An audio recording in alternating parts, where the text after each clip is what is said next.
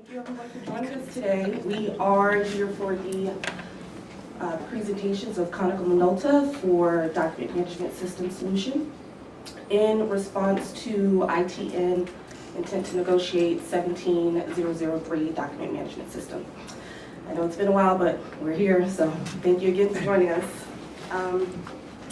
So today we're going to start off with our introductions and general housekeeping rules. Then we'll go through the general presentations, have our question and answer period, and then proceed with meeting closeout. So here at the JTA, we do like to start each meeting out with our safety message. And this month's safety message is rock, then roll through intersections. I'm sure we can implement that at one point in time in our life. There are 3 emergency exits on this floor, 2 of which are located on the opposite sides of the elevators outside this front door, and there's a 3rd emergency exit on the far right end of this floor building.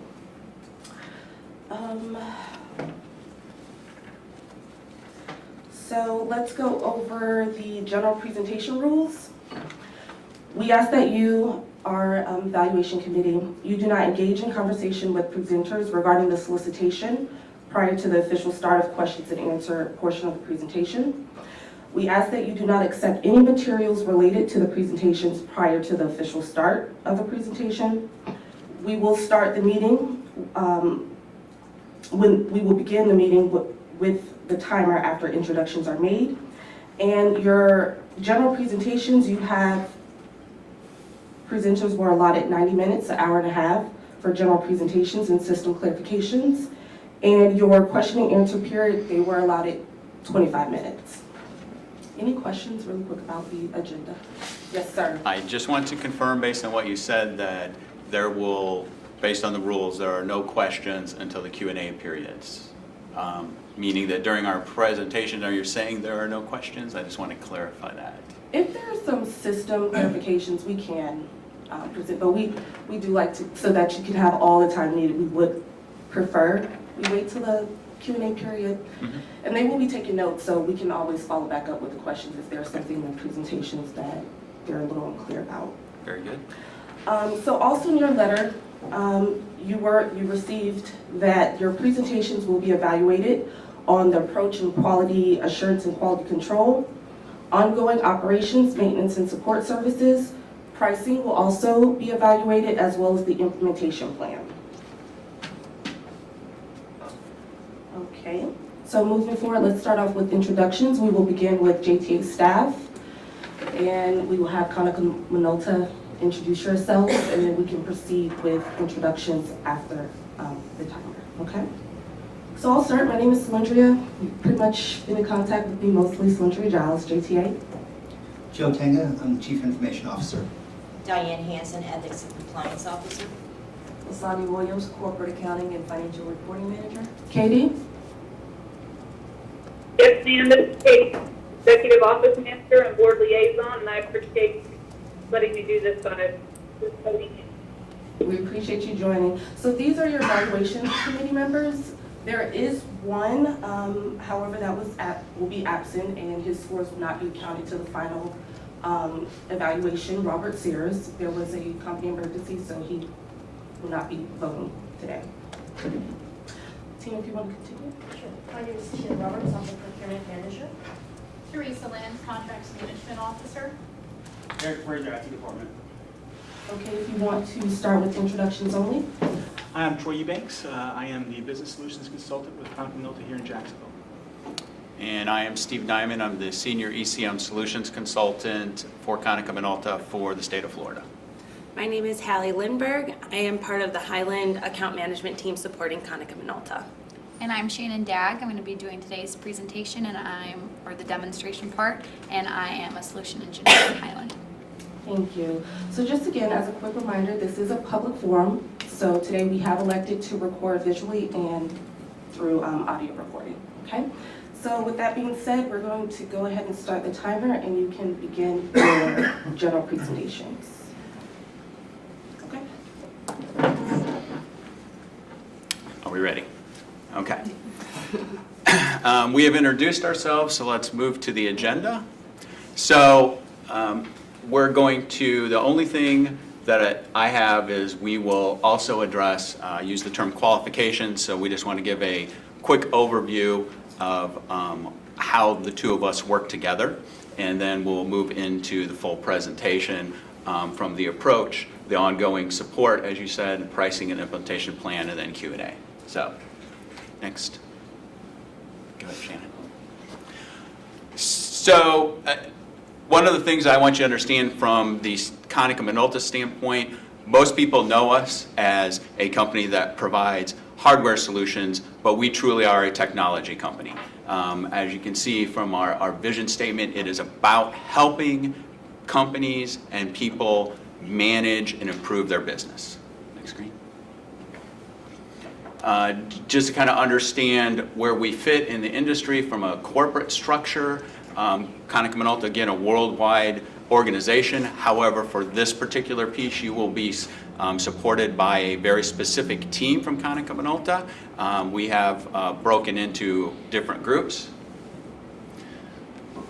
So this is how our corporate structure breaks as far as actual solutions provided. And today, as we're talking about document management and enterprise content management, we fall into the information management portion of how Konica Minolta is structured to bring solutions to our clients. Next. If it comes up. Oh, There we go. when you said next, I moved it. Yeah. It's a little lag. There we go. Sorry about that. So just to give you a feel for the team that will be supporting you, so as of today, dedicated only to the solutions that we're looking at, Konica Minolta has 150 dedicated employees, so that is sales, support, implementation, project managers, all of those pieces that play into that. Our practice has grown from acquisitions and organic growth, and we specialize in areas of document management, advanced capture, business process management solution. And to do that, we have a portfolio of solutions that we bring to the table.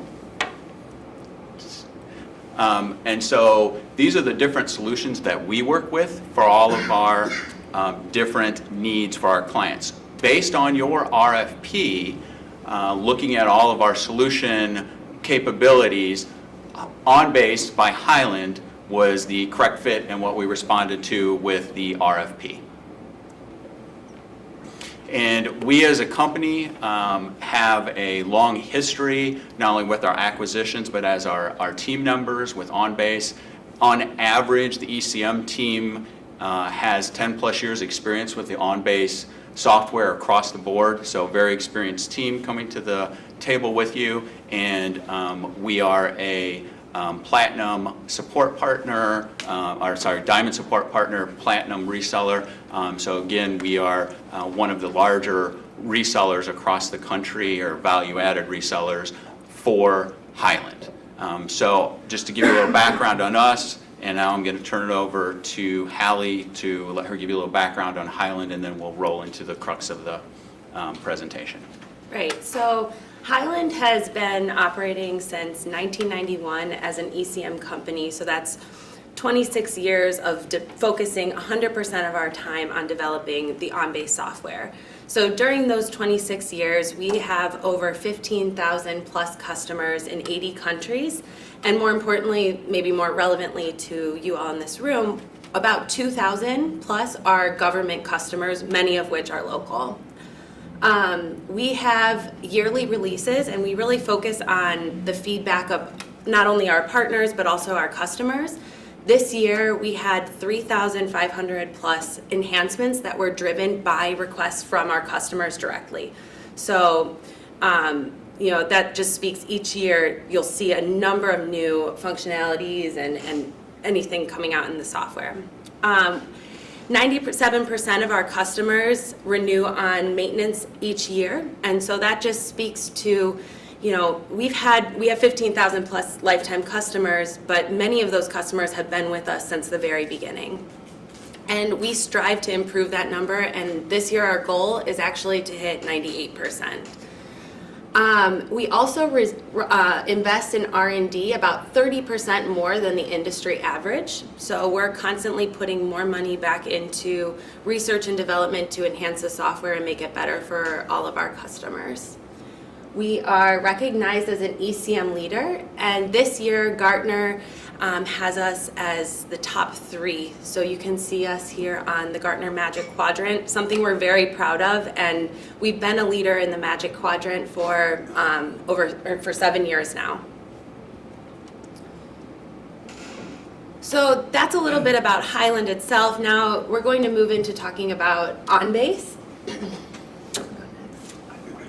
Yeah, go ahead. So as we move into this and give you a layout of the platform, we have chosen to do a software demonstration based on the questions of all of the requirements for the approach. So first we're just going to lay out the architecture, and then we're going to move into the demonstration based on all the questions and the things we're in the RFP to address those. Go back, sorry. So OnBase is developed on one code base on one platform, which allows for a high level of security. It's very important to us.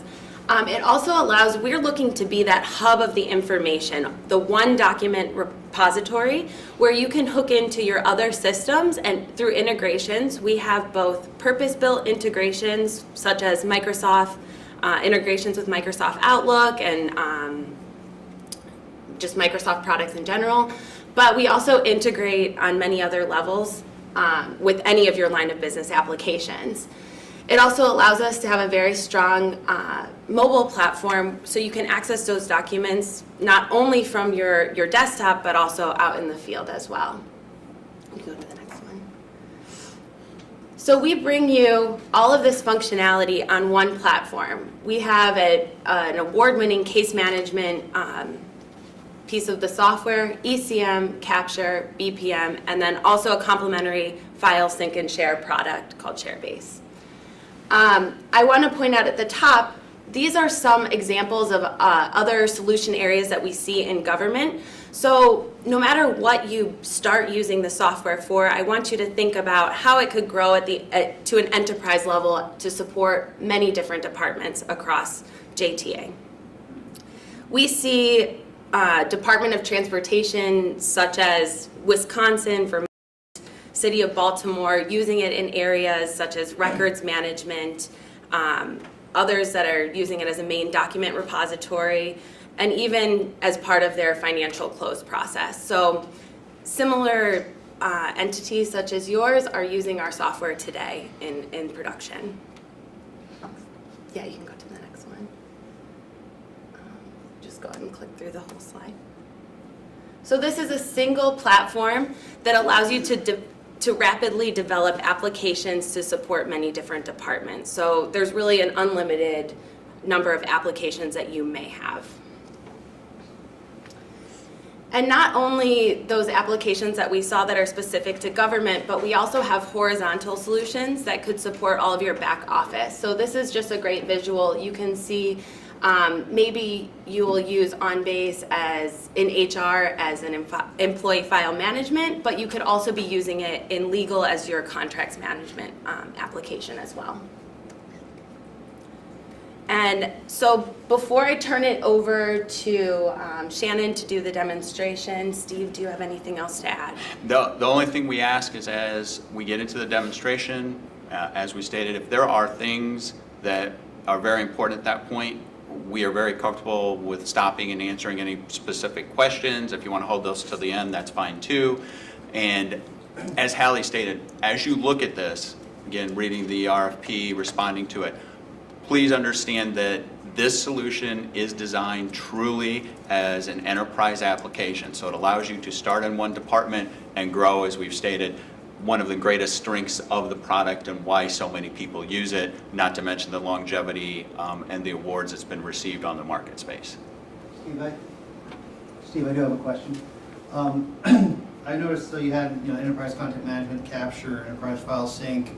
Are those charged individually or as modules, add-ons later on? Yeah, so the solution itself is modular based.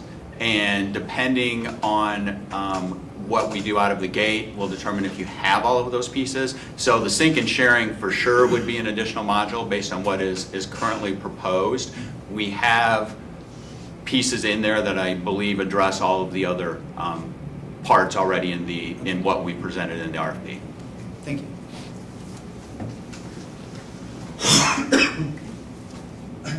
All right. And just with that, I can go ahead and begin my presentation. So again, my name is Shannon, and if at any point you want me to go back to a phase or anything like that, feel free to let me know if that's something you prefer. Before I do begin, I do want to mention that everything you're seeing today is just an example. So really just trying to highlight the functionality and capabilities. I'm going to be working mostly with HR documents today, but again, this is really just for an example, some nice, easy to follow storylines, so that's why we kind of selected those documents. But for all intensive purposes, this would be whatever documents you're looking to use and the processes you're looking to use them for. So I'm going to go ahead and open up the system, and just to kind of introduce it before we dive into all of the functionality, this is what we refer to as our personal page. You'll notice that this really has a Microsoft look and feel. So up here at the top, I can go and perform a lot of my functionality from this ribbon.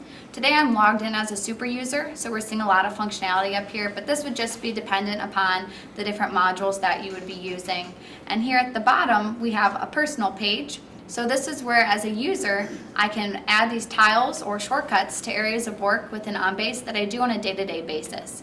So if it makes sense for me, it's something I do often, we'll notice maybe if I'm reviewing invoices, I can have a workflow queue added to my personal page. So as I log in for the day, I can see that I have 3 invoices to review. And as I take action on these different activities, that live count will update for me. So this is something our customers have found a lot of value in, because it's really that landing page where they can see all the work that they do and easily access it.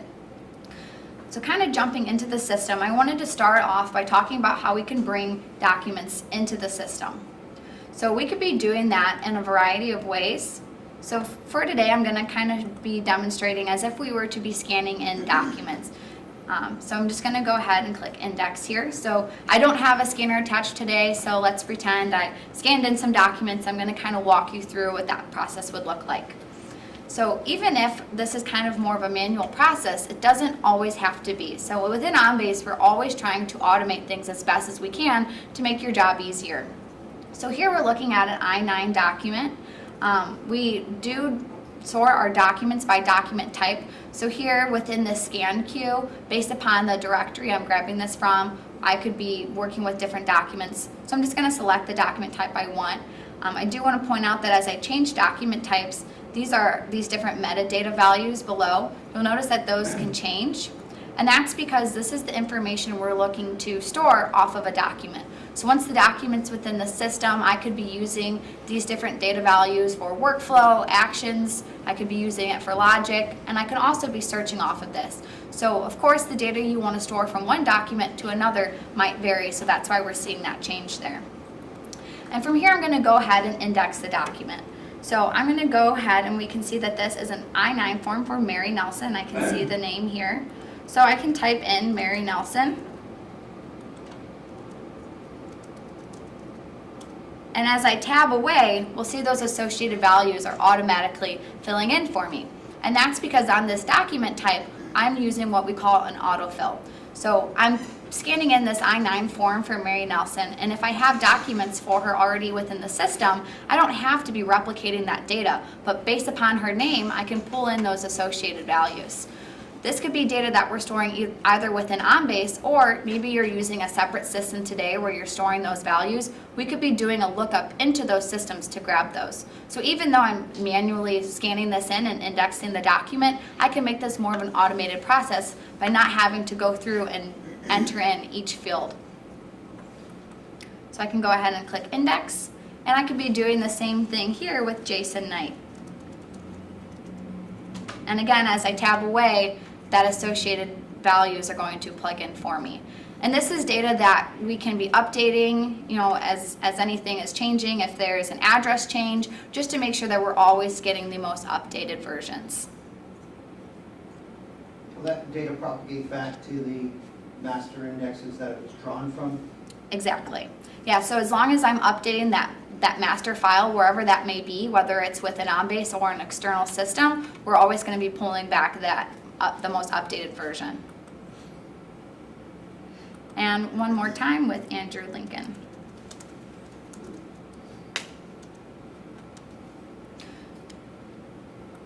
So as I index these values, I can go ahead and save it, and these documents will now be uploaded into the system. Are there any questions on that? Yeah, actually, so there are times where you do not wish to update an address back to a master source. Mhm. You're just trying to keep it locally with this particular kind of document. Is there an option there in the system to say whether or not you wish to propagate back to the master? Right, so I think I misunderstood when you asked that question. I don't mean when I change that value, it's not going to update that master file, it's just going to be updating this one file. So you're always going to want to be making those updates on that master level, but just because as I pull in those values, as you saw, I was still able to go ahead and edit those and make those changes. Thank you. So from here, we've talked about how we can bring documents into the system. So now I want to show how we can retrieve the documents. So up here at the top, we have a couple of ways we can retrieve documents within OnBase. I'm going to do a basic retrieval. So within OnBase, as I mentioned, we organize our documents by document type, and we also do it by document type group, just to help to better organize all the documents we're working with. So here I can see all of my document type groups. So this is just an example. Of course, this would be the documents that you're currently working with today. So I'm going to click on Human Resources, and you'll see that my associated documents will update here. So I'm going to go ahead and let's look for a resume. And you'll notice once I click that document type that the different data values are going to update. So like I mentioned before, based upon the information we want to be saving off these documents, those are the metadata or keyword values that we're going to be seeing. So I could search off of any of these different values to be retrieving documents from within the system. So as an OnBase user, as I'm looking for a resume, maybe I only want to be pulling back resumes for applicants from Ohio. So I can go ahead and type in OH and perform that search. So here I can go ahead and open up a document, and we can easily see that this is from Ohio, and it had that Ohio metadata or keyword value. So any of those different values that I want to be pulling back and doing my searches off of, I can. Another important one is being able to do a full text search. So I went ahead and I cleared out that Ohio value, and maybe I don't have such a specific ask, but instead I want, in this example, a resume with someone with Microsoft experience. I can go ahead and type in Microsoft for the search, for the full text search at the bottom, and hit find, and we're going to be bringing back a list of documents that have the word Microsoft. So you'll notice on the left-hand side, I can see this score. So what this value is, OnBase is putting a score for where it rates that full text search capability. So we can see that we're at 94.56. So that's a really good result. So if I go ahead and open it up, let me open another one. That one's probably locked because I viewed it before. Oh, here we go. It's the second page. So if I open it up and scroll, we can be viewing the document itself.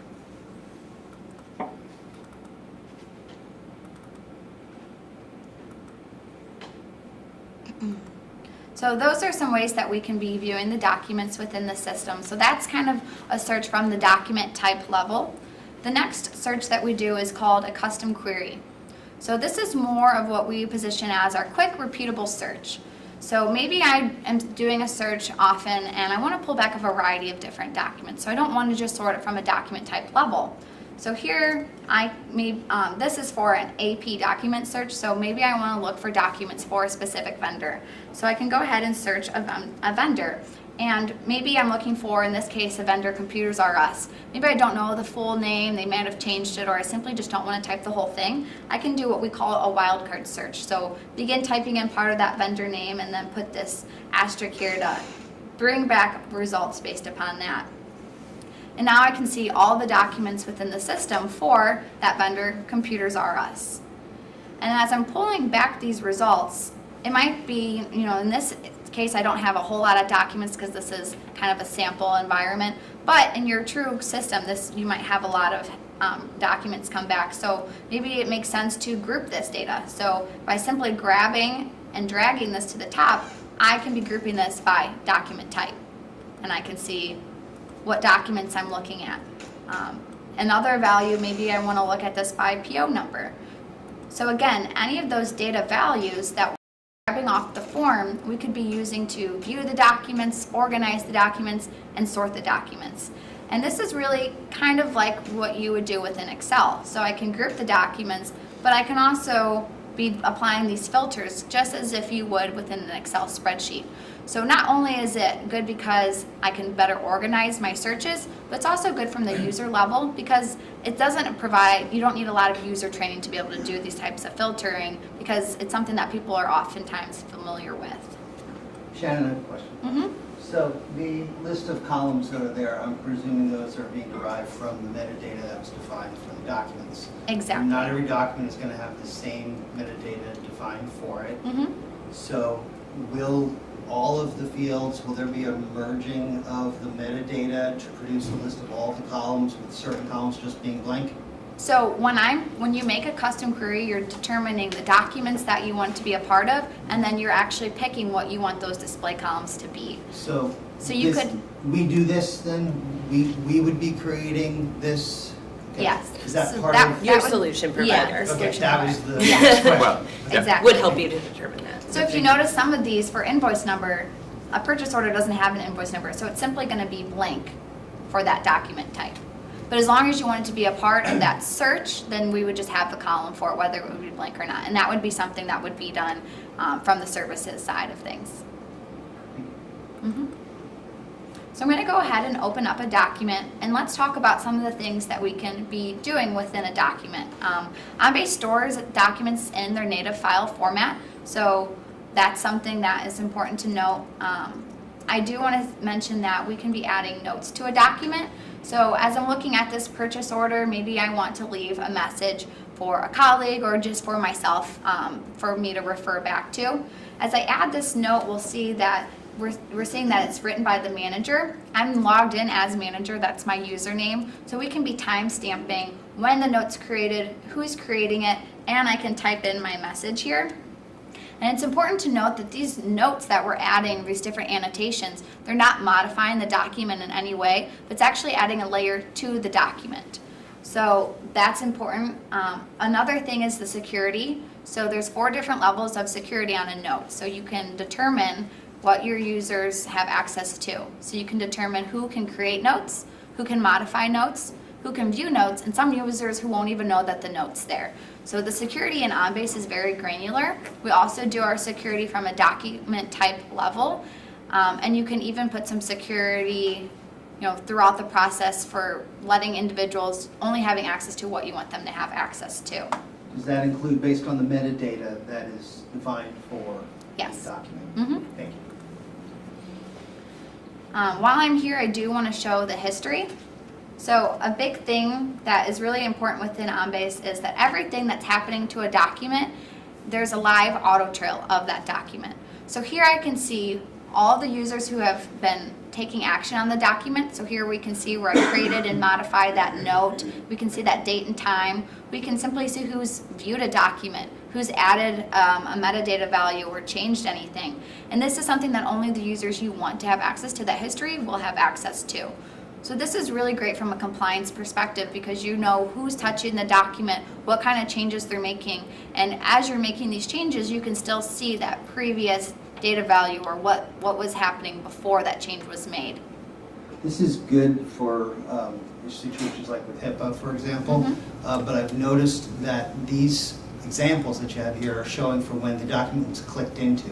At times, users are viewing a list of documents which has metadata included in the list, and sometimes even the metadata is identifiable, able to identify who the user is. So do you have also that one level up? Right before I click into the document I'm interested in, I'm looking at a list of 50 documents, and I've just seen the names and the addresses and the date of birth of someone, 50 someone's, and is there a logging of that fact, that Joe Tanga saw the list of 50 names?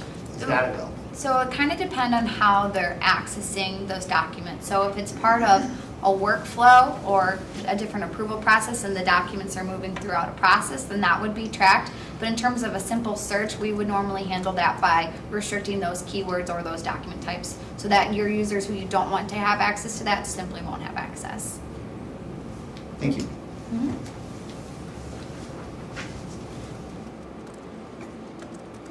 Okay. So from here, we've talked about a few ways we can be retrieving documents within the system. So now I want to talk a little bit about our folders. So within OnBase, we can be creating folder structures similar to probably your physical folder structures today. So oftentimes, even though I'm doing those different searches you saw me do, I might want to create a folder so that I can easily see the work that I'm working with. I can see my documents, and it's just a structure that people are oftentimes familiar with and would like to still be using. So I'm going to go ahead and open up our HR file cabinet and to kind of show you how we can be creating these structures. So here we're seeing a file for each employee within the system.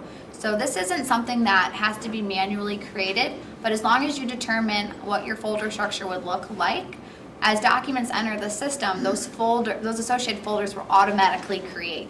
So if I take a look at Ashton Anderson, I can see within my file cabinet, I have my folder for Ashton Anderson, and I have various folders within. So as I click on them, I can see the associated documents that are designated to be a part of that folder. So I can easily see those documents. You'll notice on the right-hand side, I can also tab. So really kind of giving the different user interactions for however people would like to be interacting with these folders.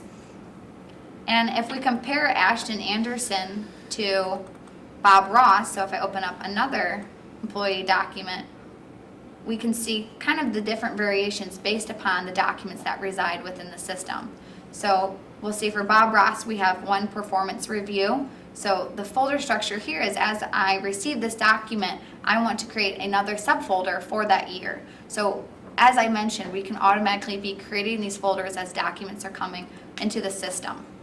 So here we'll see that Ashton Anderson only has a 2017 folder, whereas Bob Ross has a 2016. So just kind of showing that it truly is creating these folders based upon the documents within it once we designate that folder structure. Excuse me, so what you're saying then is the one that had just 2016, he didn't have any updated documents for it to create that folder? Exactly.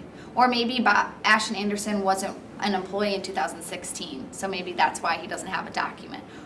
It could be maybe Bob Ross is no longer working with the company, but we're still keeping his employee file on file, so maybe that's why we don't see an updated. So whatever reason why he doesn't have a 2017 versus the other employee doesn't have a 2016 would probably be part of the process. But based upon whatever documents we are bringing into the system, those folders are going to automatically update. Does that make sense? Yes, and you said it's automatically updating and the folders are automatically created. So somewhere in the beginning, do you tell the system what type of folders you Yes. want? Okay. Mm-hmm. So you would designate like the naming convention of the folders and then the documents that you want to reside within each folder.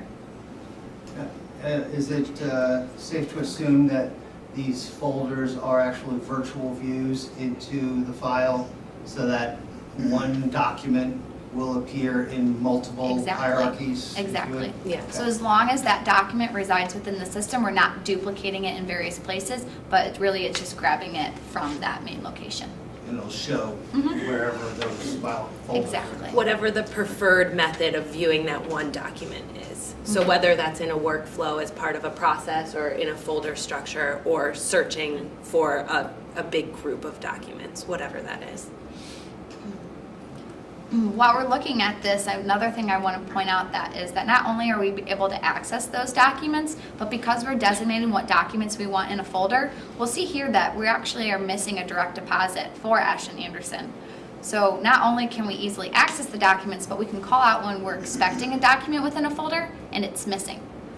So I actually went ahead and I have this document saved to my desktop. So I'm going to show you what it would look like to be bringing this in. So I can literally just click and drag to upload this document. So as I mentioned before, we can be uploading documents in a variety of ways. If it's on our desktop, we could do a click and drag, we can do an import, all of that basic functionality that you see in uploading documents. But this is something that it can be really helpful because while I'm working on this folder, maybe I want, and I know that I have that document or I know where that document is, it makes sense for me to just be able to upload it directly from here. So here I'll click that this is a direct deposit, and you'll notice that these data values have automatically filled out for me, and that's because I'm working with this Ashton Anderson's folder. OnBase already has these data values related to the folder, so because I'm dragging it in, I don't have to do that manual process, but rather it can grab all those associated values. Now, if there was a value related to this direct deposit that we don't already have within the folder, then I could be manually entering that in, but since that's not the case here, as that individual uploading this document, all I have to do is click import.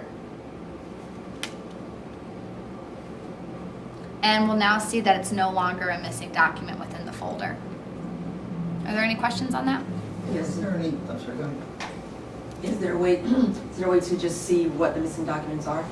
Yes. So you could actually run reports on just the missing documents to be able to see from that compliance perspective what's missing. And would that report provide dynamic links back to those documents, or is it just a static? Could I click, I'm looking at a report, is there a hyperlink to a place, to the documents, to that folder, to then load them in? Does that make sense? Yes. I'd have to double check. I think we can do it in a few ways. Our basic reporting capability, report services, which is something that we've included for the presentation today, that would be kind of more of a list of generated reports. But if we were using a workflow action, we could be sending more of that type of linked material, but it wouldn't necessarily, I'd have to follow up on that and kind of see what we could do there, if we could write that down as a follow-up.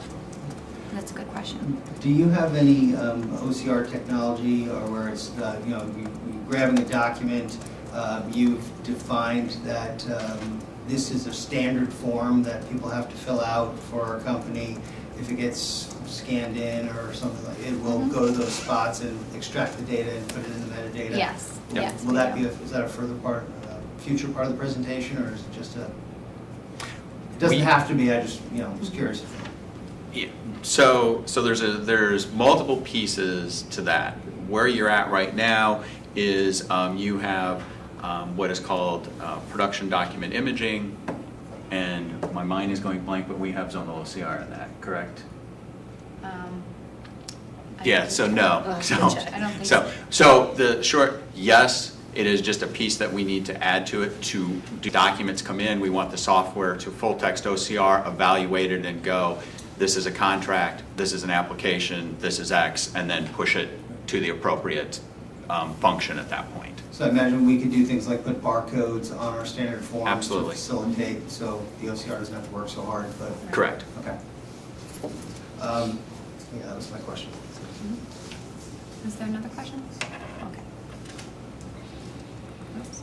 Okay, so from here, I'm going to go back to my personal page. So we've talked about how we can be bringing documents in the system, retrieving documents, and organizing them. Now I kind of want to talk about the processes that we can be handling within the system. So I'm going to go ahead and fill out a form. So for today's purposes, I'm just using a general e-form just to kind of show some of our capabilities. So this electronic form is just an example. It would be whatever forms you're currently using today. And our electronic forms actually don't require any code. So this is something that even a business user could be creating. I'll kind of walk through the different capabilities here. So here we'll see that we can have required fields. So by seeing this red asterisk, I know that this is a required field. And without filling out this information, I, of course, cannot submit the form. I'm going to fill this out as if I was Jane Harper to kind of show another example of those autofills I was mentioning. So if I hit tab, we're going to be seeing here, I have two different Jane Harpers from within the system. So a question a lot of times people ask when you saw me doing those different Ashton Anderson and everything before when we were bringing in documents, what if there's more than one individual? So here the system's making me review the two Jane Harpers and select the appropriate one. So in terms of having various data points, that's kind of how we would handle those kind of exceptions. Can also be entering in the date, and something I do want to point out, if we look under manager, we can be using these data select lists. So if there's different variances to data, we can have a select list here, and there's really two benefits to that. One, as a user, of course, it makes my life easier as I'm filling out this form, but it's also important from a data integrity perspective. So as I submit this form, I could be using these different data values that I'm plugging in on the form for dynamic capabilities. So maybe it's important for routing. Based upon what this value is, it needs to go to this individual or go through this process. By using a select list, we make sure that the data integrity is there so that we can read those values and there's no variations compared to having an employee, enter in blank text. And we can also be adding these different tables and instructions here that we can see, and our forms are dynamic. So as I click on profit orientation, I can view the section. So kind of walking a user through filling out the form. You'll notice that the left-hand side for the employee self-assessment, as I'm filling this out as that initial employee assessing myself, that I can enter in different comments here. But you'll notice that the manager assessment is grayed out and it's read-only. So based upon where this form is residing within a process, different areas can be editable, or for today's purposes I have it showing, but we could even not even have that showing at all to that initial user. So really having those different dynamic capabilities, whether it's based upon the values that I'm plugging in or based upon the form being new or which user is approving it or which area of the process it's in, we can have all these different capabilities. Oh, I might need to plug in. 1 second here.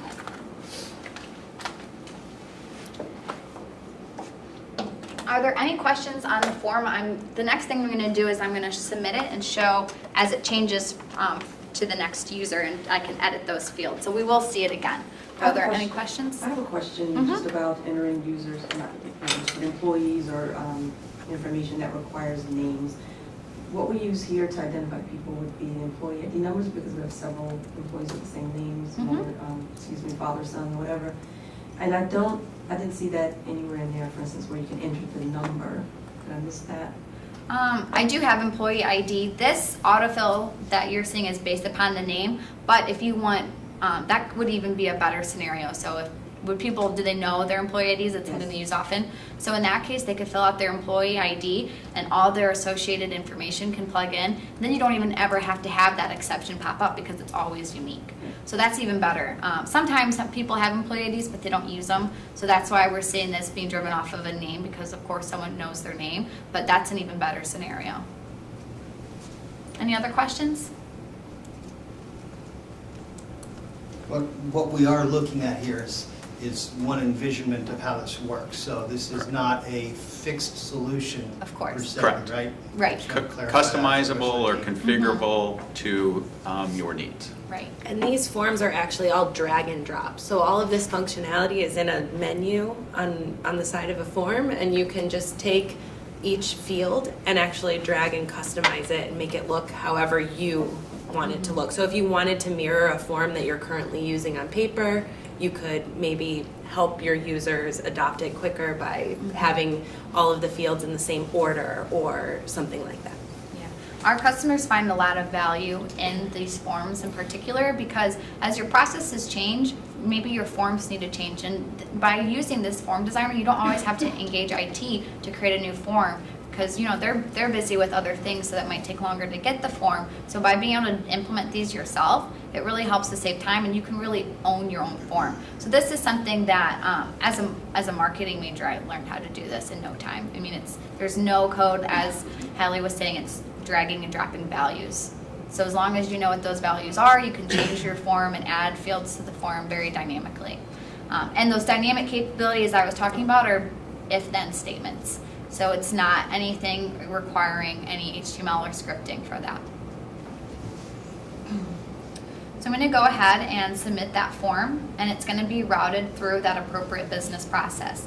So like I mentioned before, based upon, not in this example, but based upon the information I'm filling out, we could be routing it through a different process. So if this was a form and a process related to monetary transactions, if it's over this amount, it needs to go through this approval process. That can be automatically done just by filling out the form. So from here, it's going to move on to manager approval. So as a manager, maybe I spend most of my time within Outlook. This is when our Outlook integration can really come into play. So as a manager, I want to be taking action on this request, and I'm going to be getting an email notification once I give my system time to catch up. Here we go. So here I can see that I have a new employee performance review for Jane Harper that requires my attention. So this is just a basic email message that we have for today's presentation, but just to show that we can be taking information off that form and we can plug it into the email message to kind of customize it. And as I look at the email, I kind of better understand without ever having to view the form, I can see this data.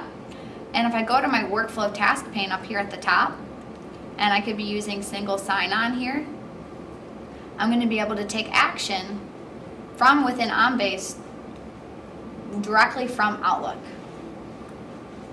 So here I can see the different tasks that I can take. So this again, I know we kind of sound like broken record, but this is customizable or configurable. So whatever actions within a process that a user would need to be taking, they can do here.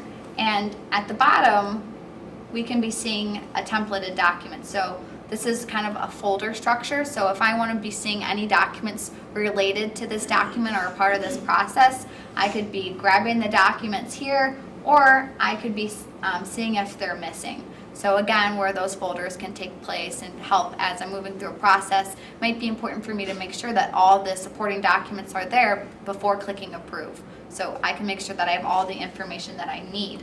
And then I can actually view the document itself. So here I'm seeing that form, and now we'll notice that now that I'm as a manager, I can be filling in these different values. So I'm just going to go ahead and put a manager rating in here because I do want to show you how we can be doing calculations. Just to show again some of that functionality from within the form. So as I enter in these different ratings, I have a second tab over here for overall performance. So based upon that information I put there, we can see that this overall core criteria rating is totaling. So again, just an example, a different process than I'm sure you're currently using today, but just to show kind of the functionality that the forms have. Is that capability to calculate, is it programmable, or is it simple averages? Can you do can you do a complex function defined by a programmer, if you would? Yeah, you can do more complex ones. It's the way that you would write this out is similar to how you would write it within Excel. So that's kind of how we're doing those calculations there. So we do some very complex complications there that can be very long calculation statements. We can also be you're seeing that I'm grabbing different values. So there's a lot that we can be doing there, but it's all from that designer interface. So as long as a user knows how to write that calculation out and is grabbing those associated fields, you wouldn't need a programmer to do that. So we require lookups at times to find out percentage values to apply to a base number, and then add it to another, multiply by another lookup value, and so on. So that's kind of what I was along those lines. Okay, so you're saying that the number wouldn't be on the form that you're If the trying to person is a calculate. manager, I need to go find out what the index value for a manager's score value would be, or rating percentage. So multiply 0.8 from the lookup, I get it though, he's manager times 0.8, times this number plus this other number, lookup, he's been here for 2 years, so therefore this other number is in play, and then you get to your final 1.6 number that way, as opposed to you enter 1, 2, 3, 4, average out. So how we kind of handle those calculations would be more once I'm submitting the form, we could be doing those lookups within the process. So kind of how we handle that is what we would call grabbing those values and setting them as properties and then doing an expression there. Okay. So it's not wouldn't be so much on the form level, but then we could be, so we're submitting it, doing that work behind the scenes, and then we could be inserting that final value on the form. Does that make sense? Yes, it does. Thank you. Mhm. Are there any other questions? Okay. So from here, I want to kind of show some of the different actions that we can be taking. Within workflow, we have various different actions and tasks that we can be using. Here we're seeing a basic approve, reject, and contact employee. So this is something that I just wanted to show. As we saw before, we were using more of that automated message, letting that manager know that, you know, this document is in their queue to review.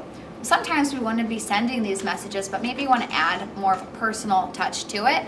So as that manager, maybe it's important for me to respond back to my employee after doing that performance review, or, you know, if it's a part of a process and we're communicating. Here, as I click this contact employee box, I'm being prompted to enter in a message here. So I'm just going to type in message and click submit. And what that will actually do is, as we're taking that message, we could be seeing it plugged into an area within a more formatted notification to allow for that more personal touch within that. And then I can go ahead and click approve. While we're within Outlook, I do want to point out some of the other functionality here. So what you just saw me do was being a part of a business process. I get a notification, I approve, reject, or whatever those different various actions may be. But if you notice at the top, I do have this on-base tab here. So this is where I can be performing a lot of my on-base functionality directly from Outlook. So there's really two benefits here. One, of course, I'm getting those notifications that help me stay on top of things, but it's also great because I can be working within a system that I spend most of my time within. So if I'm a heavy Outlook user, I never even have to switch systems to be doing my different on-base functionality. I can be doing those same retrievals and custom queries, or those different searches that you saw me do. I could be accessing my folder structure from here. I could be uploading a document to the system from Outlook. So maybe I just want an attachment. Maybe for compliance reasons, I want to upload that email as well. I can do that.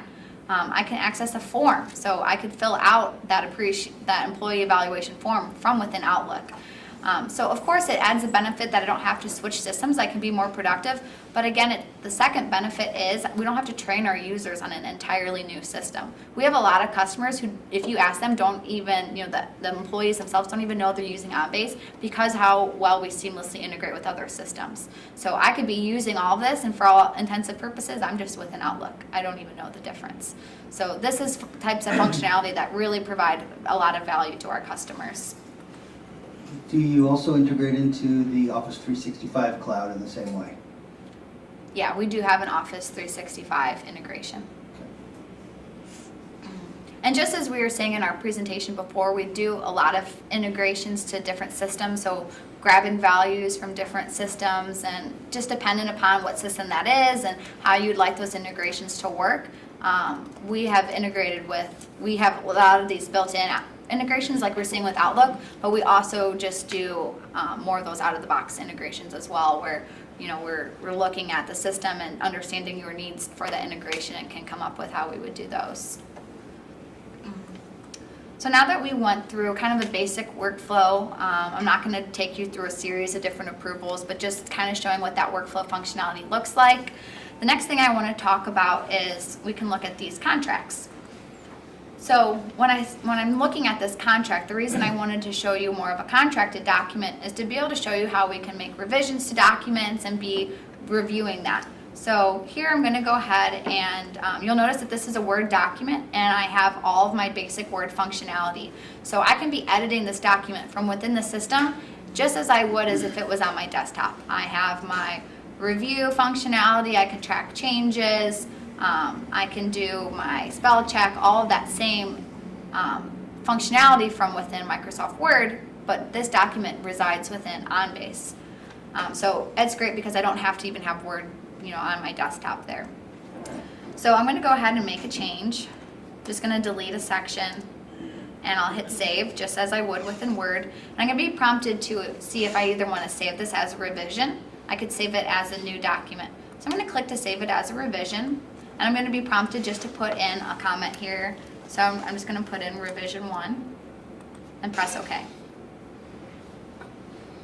And now, up here at the right-hand corner, we can see that there's 2 revisions to the document. So we can be, the different revisions have this user security. So if there's users you only want to have the access to the latest and greatest, you don't have to give them permissions to both. But for here, I'm going to show how we can compare the revisions. So this is a contract, so of course contracts are important to be comparing, but I'm sure there's other documents that you might want to be comparing from one version to the next to see what those changes are for the users who have those capabilities. So I just give this a second to catch up. We're using basic word compare functionality. So up here on the right-hand corner, I'm seeing that original document. In the lower right-hand corner, I'm seeing that revised document, and on the left, I'm seeing a comparison between the 2. So here I can easily see where that section or that text was deleted. So this is something that we find a lot of value in, because I no longer, if it in terms of comparing different revised documents, I don't have to look at them side by side and compare text by text, line from line, but rather this can automatically call that out for me, so I make sure that I'm not making I'm not skipping anything over, and that those changes should be made. Are there any questions on that? So it shows you, are you able to see who else is making some of the document changes? Yeah, so that will all be tracked within the history. So I can show that after I exit out of here if you'd like. So here I'm just seeing what those changes are, and then within the document history itself, it would be telling me who's making those changes.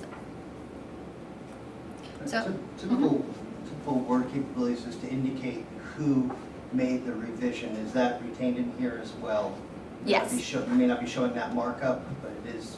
Yes, I'll show that in just a second. I can pull that up for you. So here, I could even be saving this comparative document as a document itself, but I don't want to, so I'll just hit don't. But here we can see the revision type, the comments, and the user who's making those. So here we saw the username Cindy Smith is the one who had that first document, and manager is the one who made that revised. And we can see the date and time for that revised document. Does that answer that question? It does, thank you. Mm-hmm. I have a question. Are the revised documents saved in the system? You can always go back and look at them? Yes. If you would like that to be the case, that's something you would determine at the document type level. So if you want it to be revisable, then that would always be the case. Okay. That touches on document retention. Yeah. So are we able to set our own document retention periods based on the document type? Yes. Are we also able to do that at a more granular level than document type, combining metadata as well? Exactly. So we do our retention either at the document type level or what we call rule-based retention. Perfect. Mhm. Thank you. Also, since we have the ability to store the information on the servers, I'm assuming that we will start with maybe a certain amount of storage space and a certain price, and should we grow where we need additional space, then that would be priced out later.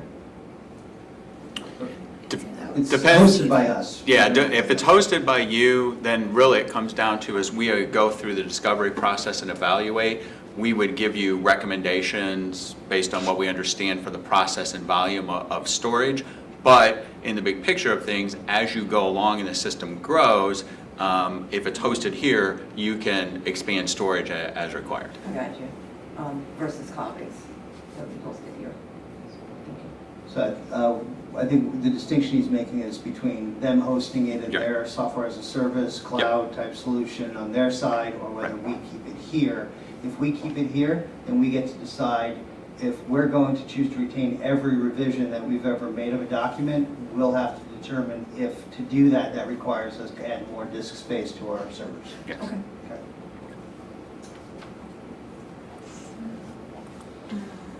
So at this point, the next thing I wanted to kind of go over was more of our reporting functionality. So up here at the top, I have what we call our reporting dashboards. So these are just going to be some example dashboards that I'm going to show you today. Here we have one for contract management. So these dashboards are completely customizable. So this is, again, just an example. But any data within the system we can report off of. So whether it's your processes or the documents themselves, we can create these reports. And these reports are all within real time. So what we're looking at here is we're looking at all of our contracts within the system and how many we have by contract type. So we can see how many vendor master agreements we have versus blank service agreements. We can see the statuses of these different documents. So that would be a keyword or one of those data values we're having on the document. And as it moves throughout the process, we can automatically update that status. So can really provide some visibility into the system and what's going on within our processes. So maybe I only want to see my completed contracts. These dashboards are interactive. So as I click completed, you'll notice that all of the dashboards changed because now I'm only looking at how many contracts I'm looking at that are under that completed status. If I want to see what the contract types are, here again, I'm looking at who these contracts are assigned to. So maybe I want to see my users, what they're working on, how many has X employee completed, or how many does X employee have in review. This is really good from an administrative perspective because I can make sure and identify if there's any bottlenecks in a process, or I can identify what the workload of my employees are to make sure that we're running smoothly. So again, any of that data within the system, we can report on. Down here at the bottom, we're seeing a calculated field. So I can see the average days for for our contracts to reach approval is 44.1. So that's another thing that might be important for me to make sure that my process is flowing and that I don't have bottlenecks, to be able to see, well, how well are we performing in this function? And if I click on the next dashboard, just to kind of show that, there's a lot of different variations to what these look like. Here we're seeing, maybe it's important to see where some of these documents reside from a geographical standpoint. I could be seeing this simply on this map here to kind of get more of an understanding of the data. And again, they're interactive, so as I click, you'll see as things change. And on the right-hand side, I can actually be accessing the documents themselves. These reports can be published. So what I mean by that is you can share these out to your website, or a lot of people share them out for certain individuals so that they can keep it on a TV monitor, maybe something that makes sense. And so that's something that's important. And we can also be exporting any of this data to Excel. The shared links, those will update in real time as well? Mm-hmm. So that's kind of our reporting capability. And the last thing that I wanted to show you was what I've been working with today is our OnBase Unity client. So what I mean by that is that's installed on my desktop, but I know that we did kind of talk to being able to have more of a web-based client, so I just kind of wanted to log into that just to show you the look and feel of that, if I can get my network to work. So all of that functionality that I just showed you, we can be doing from this web client here.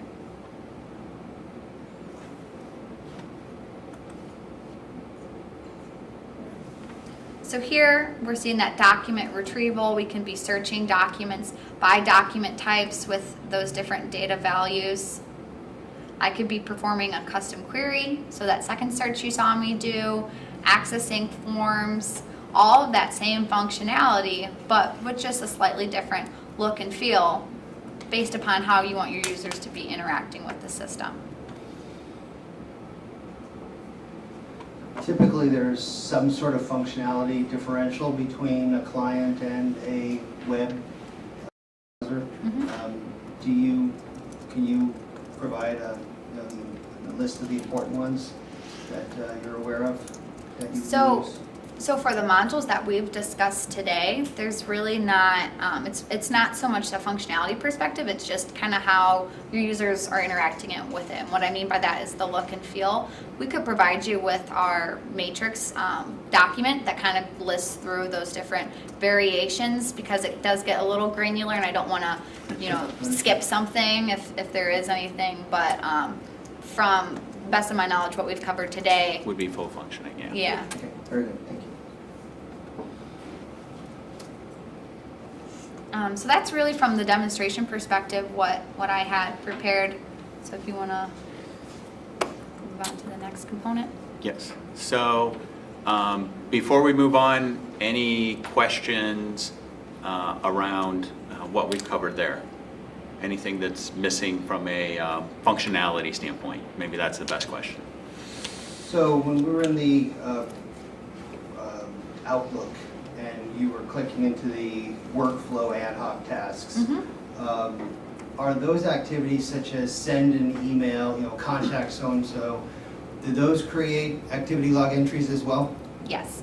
So let me see if I can open up. If you recall when I did that workflow. Yes, when you did pop up and show that there was a log there, but I was specifically sending someone an email is not necessarily a workflow activity. It's just an action, depending on how you've written it. So I was just curious if even that one would have been logged as an activity. Yeah, that would all be logged because it's still a task that we've created. So within one, we can see it from within, that kind of bird's eye view of a workflow process, but we can also see it at the document level. I was trying to find one that has gone through a workflow process, and I'm not sure.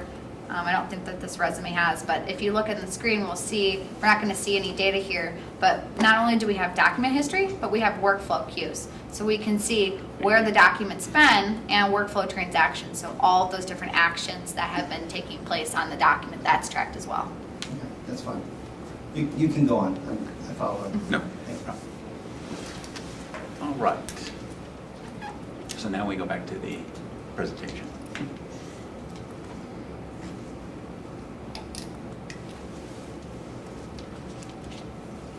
You can go to the next screen.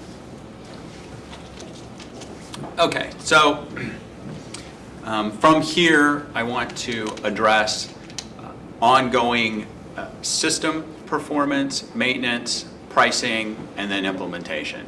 So as we look at the particular functions here, just let me step through. Hang on, I'm trying to.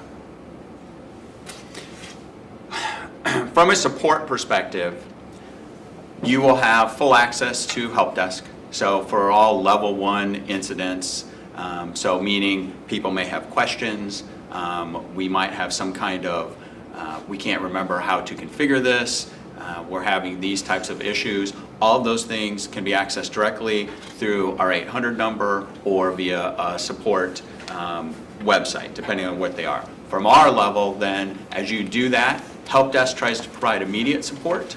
So if they can resolve the issue with you on immediate contact, that is our first goal. And then if not, what happens is they then will look at that, triage it, and say, okay, here's how we're going to assign that. And then based on the severity, which is on the next screen, determines who's contacting you next and at what speed.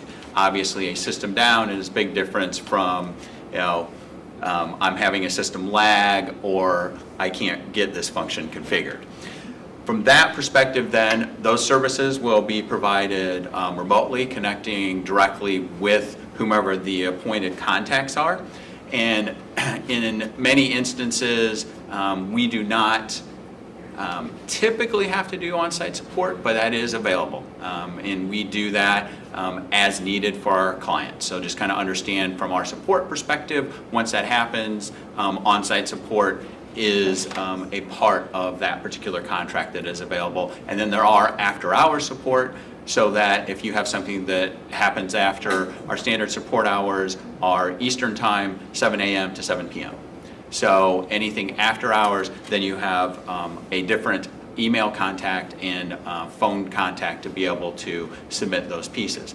As part of that whole maintenance level, from an ongoing performance, part of what we're going to provide will be an annual check, two annual checks, let me get that right, on the system to look at performance, configuration, confirming that everything is functioning appropriately, and then part of my job and Troy's job as the local team is to work with you regularly in review meetings to understand where you may be looking to expand the system, how we may be able to help give you additional improvements in existing. So you have an ongoing support that is just to make sure the system's performing well and help make sure that we're maximizing the system and that we're getting it configured so that it works best for you. And then number two, you have your standard software support.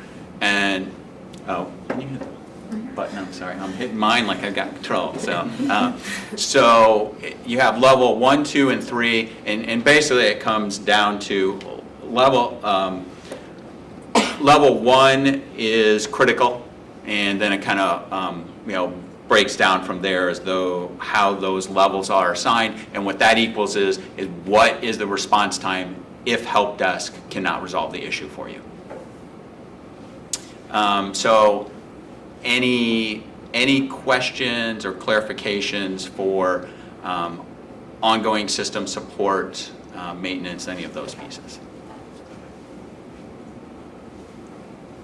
Okay. All right, so next screen.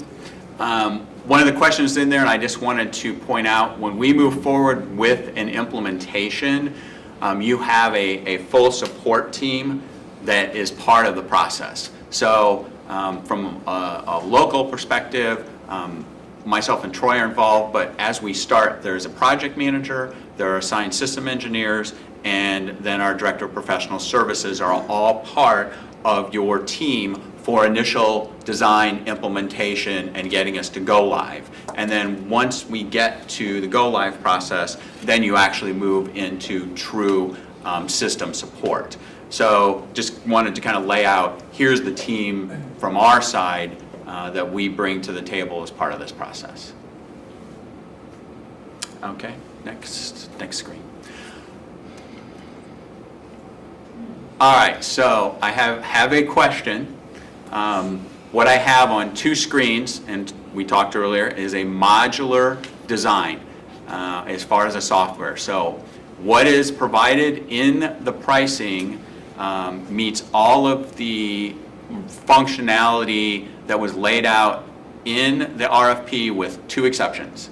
The 2 things that are not included currently in this is a electronic DocuSign integration, which is available, and there is a, I'll use the wrong term, but a module for viewing CAD documents in their native form. Those 2 pieces are not included in all the components that I have listed here. So that's an extra modular? Both of those are modules, yes. And the other part that I would express is typically when we design and put together all of the components, we would sit down with the clients, we would determine, okay, we're starting in this area and this area, whatever that might be, and we would get all the actual requirements for it, and then take the software and go, these are the components you need. So this is assembled based on what we read in the RFP. Not saying that you won't use all these components, because most of our clients somewhere over time do use a majority of the functionality that is listed here. But my point being is we may have some modules in here, quite honestly, that are not required for your initial phase. Can I ask you to clarify the Office Business application for 2013? What integration is that providing that is different than what we're looking at in Outlook, for instance? So 2 things. One, from when this pricing was submitted on Outlook specifically, the license has changed. So I just want to clarify that. The integration for Outlook is now agnostic. It used to be provided based on Outlook 2013, et cetera. Okay. So now it is agnostic. So that will be the change. When we talk about the Office Business application, so think same functionality as we're talking about with Outlook inside available from Word for best example purposes. Is it Word, Excel, PowerPoint, anything that's Or is it just part of the standard business Mac, suite? yeah, the Microsoft Suite, except I don't know about PowerPoint, as he's I'm saying not it. sure about PowerPoint either. The other two, yes. I can do the So it'd be good to get clarification. Yes. The one other thing in there that I will point out is the first 3 line items are the server components. The very first item, the virtual print driver, based on some things I read in there, I've included this. What virtual print driver is a nice tool that allows you from any application to be able to print to OnBase. So if you have an external site you go to and you have to gather information, you could then print or save from that site directly into OnBase. And the way it works is, as you saw with Outlook, you do that, and now you can go ahead and select the folders it goes in, index it, and file it in the system. So that is the one additional component that wasn't in there, but all the reporting we looked at, workflow capabilities, document scanning capabilities, integration with Outlook, Word, the document retention are all part of that. And then if we go to the second page, we finish out with the last part, the last 4 items are user licenses. So the way the system is constructed, you can have a concurrent or a named license. So the first 2 lines are for the actual retrieval from any of the clients that we've talked about. So concurrent meaning, just so we're all on the same page, everybody can have access. In this case, 30 people simultaneously can be accessing the system.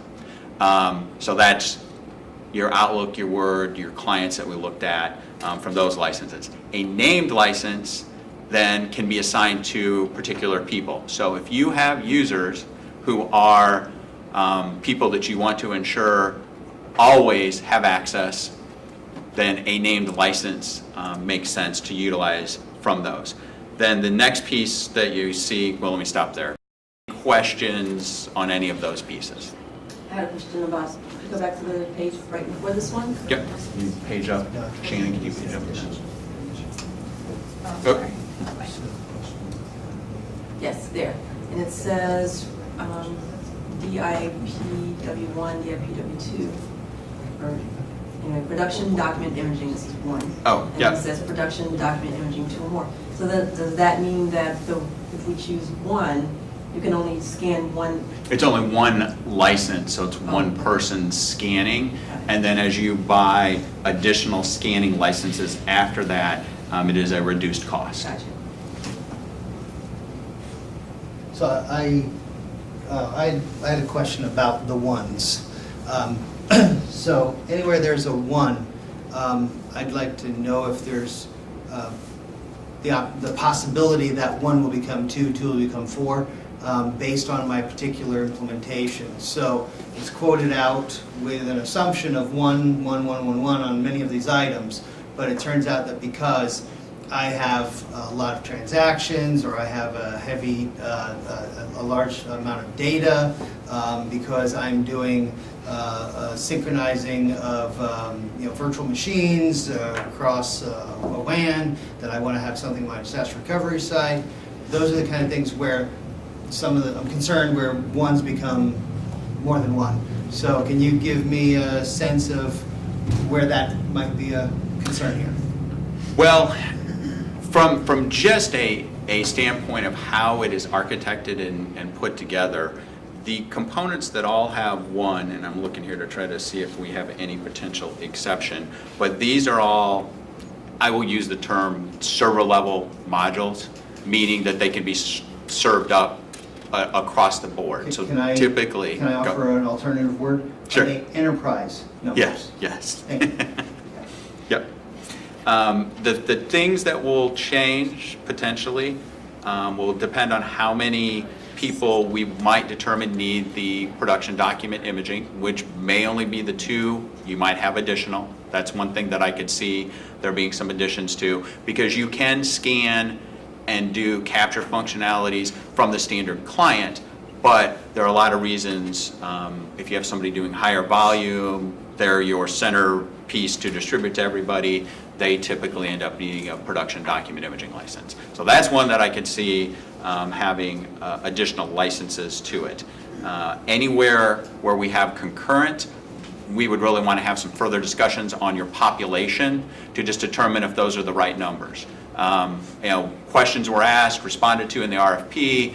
We used our formulas to kind of come up with our numbers on licensing, but we would like to talk through those with you if we get to that point where we're doing final negotiations, so that we make sure we have it configured appropriately for all the user licenses. So Outlook is an enterprise license, but Correct. the others are per concurrent. Correct, yes. For which?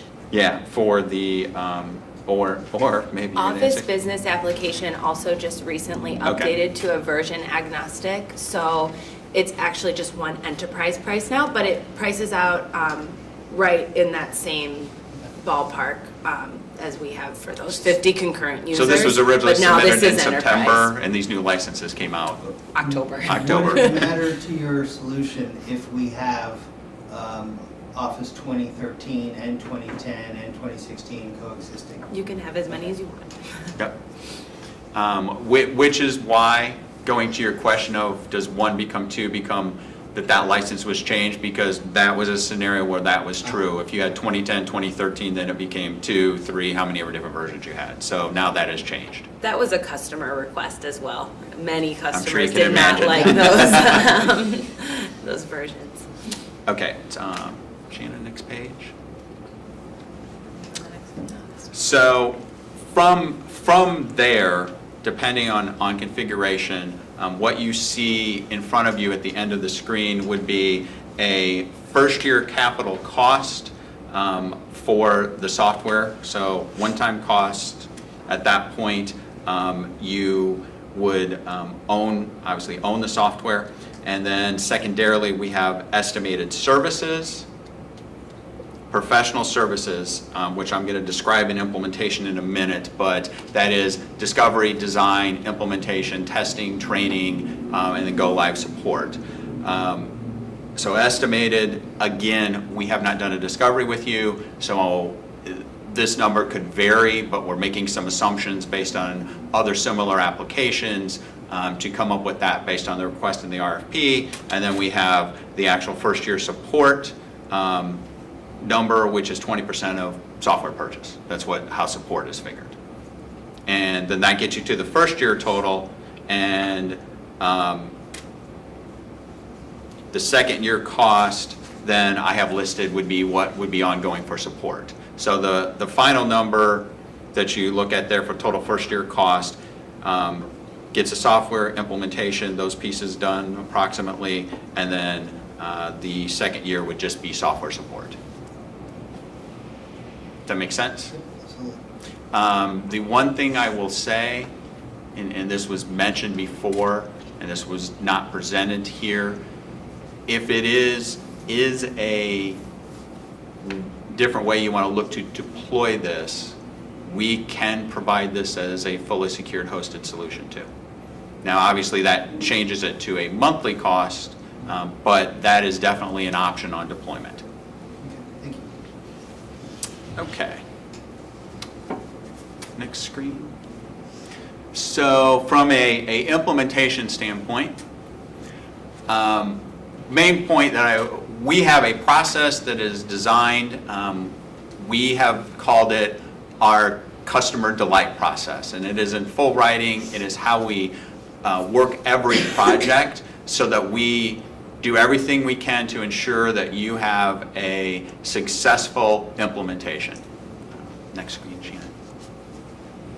So from that standpoint, what you'll see lined out here are the actual steps that I go through. And I'm not going to go into heavy detail. I'll just give you the assignment. So you will have a project manager from our side who will manage all of this. One of our assumptions is that your team would have a project manager, a business owner, and some type of technical contact that at a minimum will be part of your team, and there may be more of that. From that perspective then, our team is going to work with yours to map out design, meaning what departments, what does that metadata for retrieval look like, what is the workflow requirements, what are the integration requirements, and we're going to help design all of that. We're going to create a final document that everybody will look at, agree to, sign off on, and then that's how our implementation is tracked and ensures that we get the end result. That does not say that we can't make changes, but that is the Bible, if you will, that is utilized for the particular process to help ensure that you have a way to track us and that we're staying on a timeline. Next screen. Once we start that process, so first thing that we do once that's signed off on is we're going to do an initial build of the whole process ourselves. We're going to do testing, we're going to confirm everything, and then we start actually the full implementation of your application, where we will mimic that same process again. It is now installed. We have tested it. We will do milestone testing with your team. So as we do partial certain installs, okay, I want you to test this for retrieval. Let's test this for workflow. So the end result is as we go along, you have been involved in that process and helped confirm that these pieces are working as we're going through the build, and also gives us an opportunity if we need to redesign anything, redeploy it in any different ways. This is typically where that's going to happen. Once we complete this process and get to any defect resolution or retesting and that is resolved, then we're going to create, next screen, we're going to create the actual system documentation for you. So we will create custom documentation based on your installation, from user guide operation and then how the desktop procedures work. So we're going to bring all those together based on your applications. They'll be custom to you with also just standard training guides. Delivered in Word format, HTML, both? Typically Word, we can deliver it whatever your requests are though. So once the documentation, then our next step will be actual training with you. The way we're configured right now is we set this up as a train the trainer process. So you might have a person or persons who we will do complete end user and admin training with. So they can then train your end user community for the go live process. Now, in some cases, clients have asked us to come in and conduct training classes on site and actually provide all that training for them. That is an option depending on how you'd want to deploy it, but this is the pretty typical model that we see. Next screen. Once we have completed, at this point we've completed everything, the system is ready, your team has training, and now we're going to step through user acceptance testing, which will have been documented in all of the original what we call functional requirements document, that user acceptance testing, this is the time frame, these are the pieces that we need you to test, and then from start to finish, your teams will go through that whole complete process. This might be a 2-week thing, it might be a 6-week thing. We would determine what those time frames are that you're comfortable with so that we get through validating that everything is working as expected and that we're to the point of you can go, okay, we're good, we're ready to sign off to go into production. If not, if we find something in user acceptance training and we cannot have final sign-off, that is where we may have change orders because we found something in that functional testing that we need to make adjustments to, or as you were doing UAT, you discovered, hey, we designed the workflow to do this, we need it to go a different direction, or we need to add another function to it. At that point, we can adjust those. We'll utilize a change order to do those pieces. So that way it's just added to the actual functional requirements document so we have everything tracked. Once that is completed and we get to solution acceptance, so any change orders, everybody will do a final review, we sign off, the system is accepted, and then once system is accepted, you guys then can move over into, go ahead Shannon, is it moving? There it goes. You then will move into production. at that point. So once we made it through that last step, everything is signed off, you're now in production, and at that point, the final piece of this is you now will be moved over to standard support. So once you're in go live and in production, now the help desk and those support pieces that I talked about earlier, that's where that comes into play. And at that point, you now have that full functioning system, whether that was a single department, multiple departments, however we scope that out to start, you have had training, and from that point forward now, it becomes how you take ownership of the system. Meaning that one of the strengths, big strengths of the on-base solution is you can take the total ownership, and once we've made it past initial deployment, we get through training. There may be some additional training classes you have some team members take from Highland directly, but at that point, you can move forward and add new departments, create new workflows, expand the system yourselves. We are here to help provide any professional services you need. Obviously, you'll have us for ongoing support, but you have the opportunity to take total control and grow the system yourselves as you go forward. Or if there are certain projects you go, either we don't have the time or we don't believe we have the expertise, we can step back in and assist with any of those as needed. Any questions on any of that? No, I'm good. Okay. Okay, we want to continue on with our 25 minutes for questions. So if you have additional 4 minutes. Let me go over some. Yeah, this, we did that. Yeah. Yeah, 4 minutes. Let's go. That was really good. I'm nervous. Like, oh, we haven't done it. Just to reiterate, questions will be based on what was presented today as well as the system clarifications. Okay, I'm just starting the timer and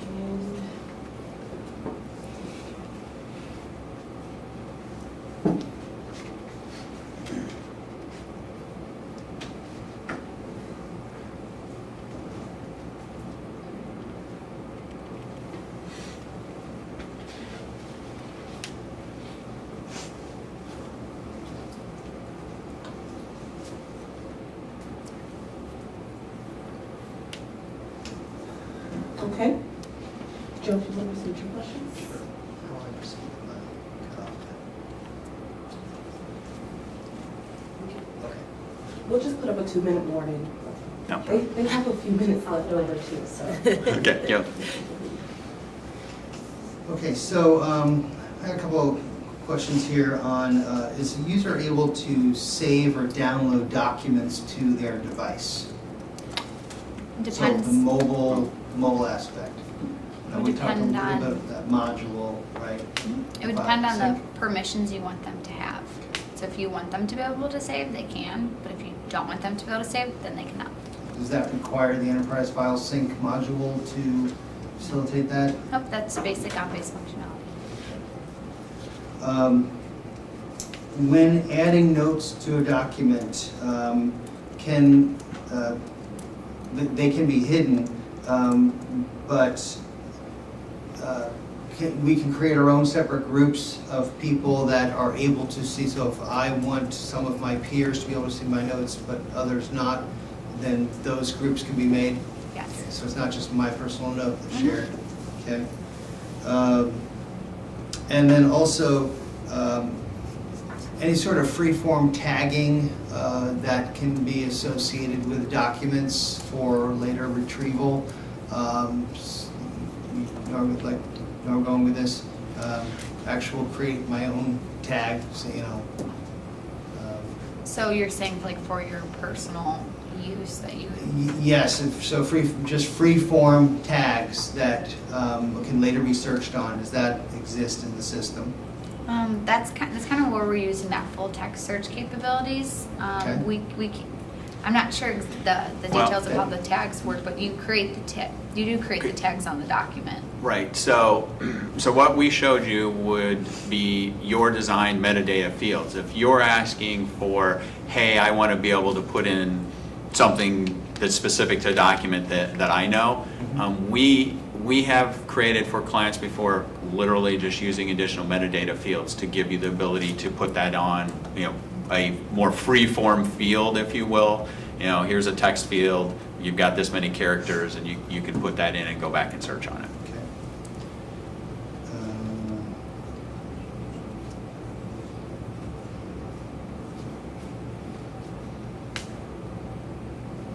And then generally speaking,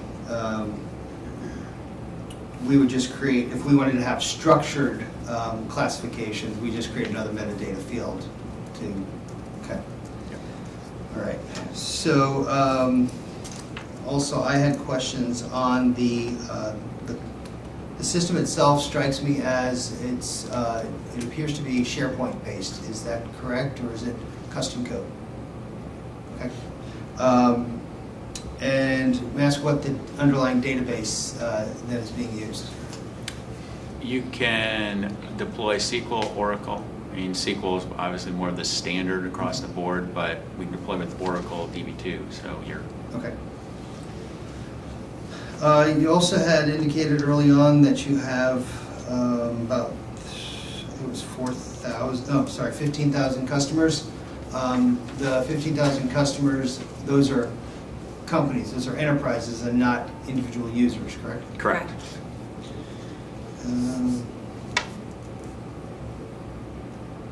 I think that covers the questions I had written down.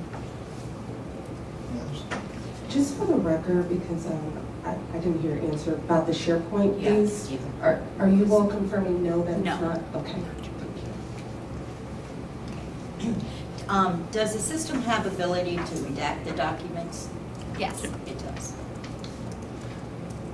In the beginning, you talked about the customers having modifications or needing modifications to the system, and I'm assuming that once that happens, then the existing customers get the benefit of that. That is correct? You're talking about from our release capability? Yes. So the way that we kind of handle that is from the customer perspective, you can submit a change request is what we call that.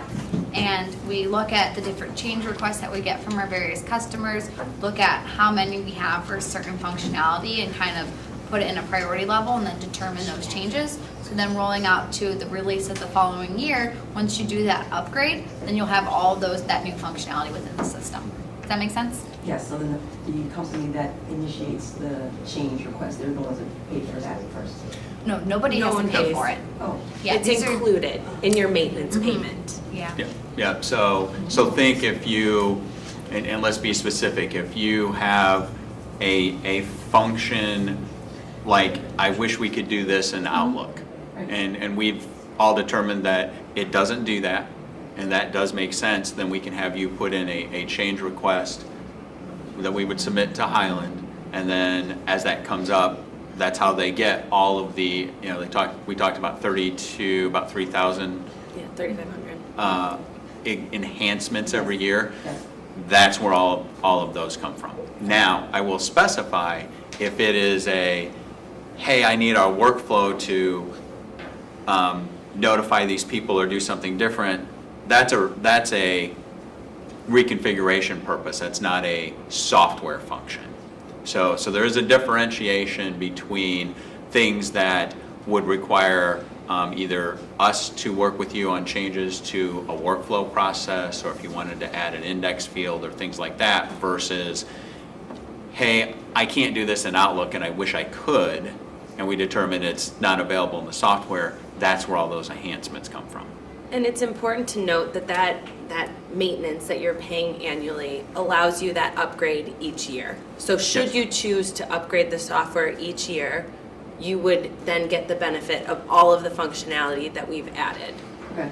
And so this year, anyone who's on 17 is now taking advantage of those upgrades from the other customers. I would like to go back to the digital signature since you didn't really go into that modular. Can you tell me for the criteria that was in the scope, if your company meets that criteria? Which would be the ability to, for digital signatures and signature management. Whether or not you have the certificates or multiple certificates for the iCloud? So the way that our signature component works is we have a direct integration with DocuSign. So if you look on the screen, from the document perspective, I can send this contract to DocuSign. Now when I do that, we could either, I'm not sure if you're familiar with how DocuSign works, but if, so yeah, you can be using those templates just as you would within DocuSign. It's all the same functionality. You can determine who has to sign a contract, a different recipient, maybe just you just want the copy, and how we talked about how we have the history of a document. Because we have a direct integration, we are keeping that history once it's in DocuSign. Okay. So if I hit to view the status, we could be seeing in real time those users' activities. So we can see that we've sent the invitations to the individuals. You can see when they open it, view it, signed it. All of that auto trail is still being captured from within DocuSign because we have that Thank you. integration.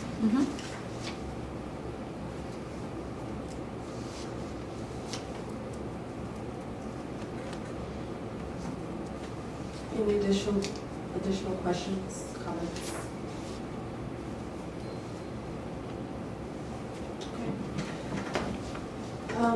Just again, for the record, I want to reiterate the fact that we are missing 2 evaluators presently.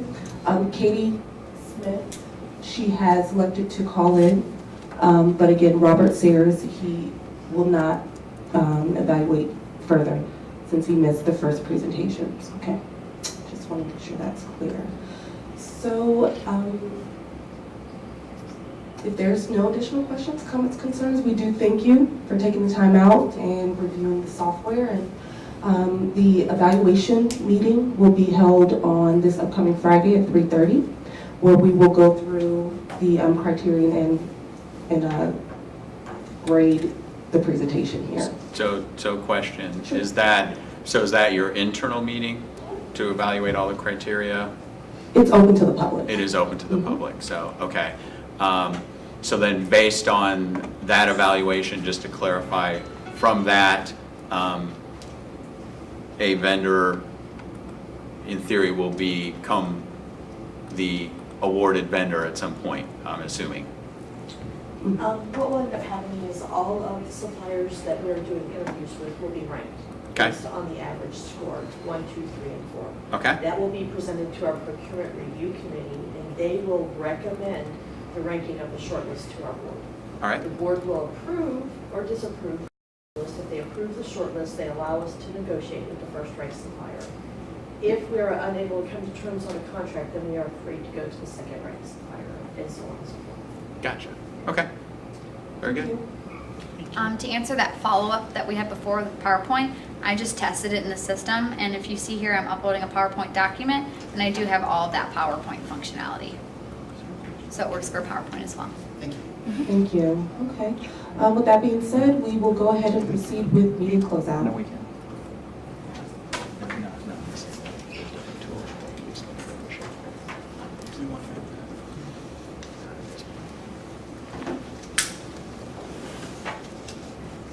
All right. Thank you very much. Thank you. Thank you. Thank you.